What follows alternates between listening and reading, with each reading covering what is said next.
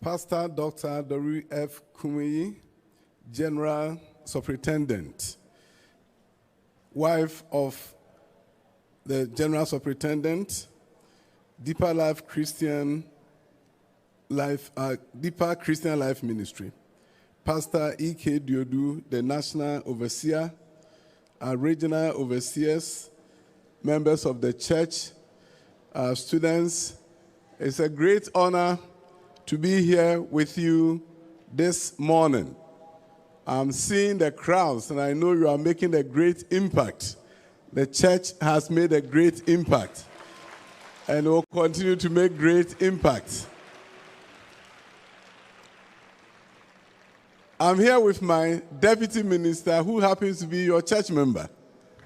Yeah, Dr. Kingsley Nyaku. He's dedicated to the cause of education in Ghana, and the discipline he shows at work every day is a manifestation of his upbringing and what he was able to do. Students, when he was like you. This morning, I just want you to know that you who are gathered here, hearing the growth mindset, you are way ahead of the rest of the country.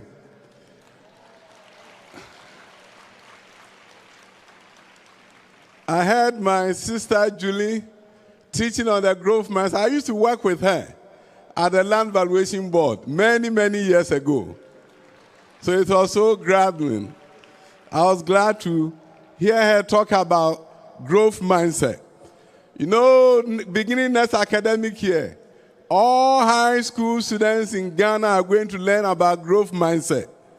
Growth mindset is going to be part of our curriculum. You do it for 8 weeks, and then you move on. So you've gotten a head start. So I know all those of you who are gathered here will get an A from that class because you already know about growth mindset. And hearing her, it reminded me of Philippians 4:13 that said, I can do all things through Christ who strengthens me. That is growth mindset. So I know with what you have gotten from here, you are going to do great things in your life and in this country. Once upon a time, I was just like you, sitting in places like where you are, not knowing what life was going to hold for me. I just decided I was going to work hard in school. I was going to respect authority. I'm going to take direction at church and in Scripture Union and other organizations. And that's what I did. Today you see me here as Minister for Education. And I want you to know that many of you were better economically than me. I grew up in a very underprivileged kind of family, but with the help of God, help of my pastors, today I'm here as Minister for Education. And it's interesting, my mom never went to school, my dad never went to school, but I'm in charge of education in Ghana.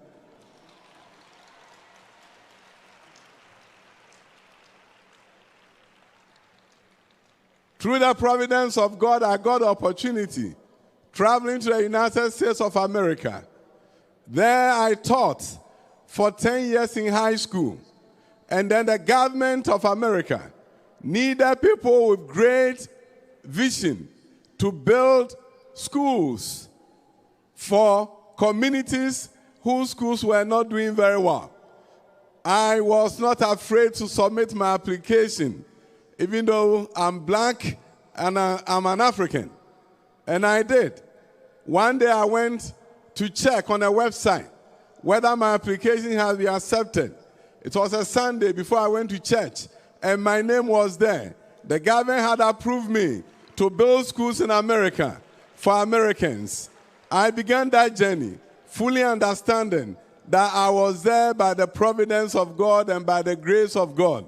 What I never thought would happen in my life was happening. By the grace of God, I was able to build 3 schools in America. All these schools are funded by the government, even though I built it as an individual. One day, the current president traveled to America. When he came there, he heard that a Ghanaian was building schools in Los Angeles. He came to see me. He asked me a simple question. After seeing the school, he said, would you consider coming back to Ghana to help me change the education system? And I said to myself, this man doesn't know where I came from. I grew up so poor and I'm here, you want me to come back to Ghana. But I gave it a second thought and I decided I'll come back to Ghana. And I came back to Ghana. And I decided that I'll be part of the political establishment and that the great ideas I had gathered in America, if given the chance, I want to use that to transform education. And I got a chance. I was voted for to become a member of parliament.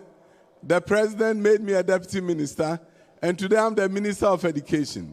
The last 3 years, most of you have seen the impact we've made. Building labs, science labs, STEM schools. Now we are on course to transform public schools as you know them. The old public schools cannot be the schools where we educate 21st century youth of Ghana. We cannot educate the youth of Ghana in this 21st century. In 19th century buildings. God has given us the vision to transform our public schools, and we have begun. So today I want to encourage you, wherever you find yourself, understand that you can be an agent of transformation. Change wherever you are given the opportunity to be in, whether it's in your school, in your dorm, wherever. Change the status quo.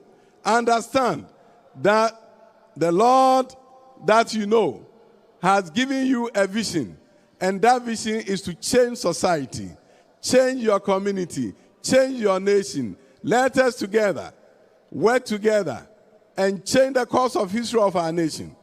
I believe the better days of Ghana is ahead of us and not behind us, but it's going to depend on people like you.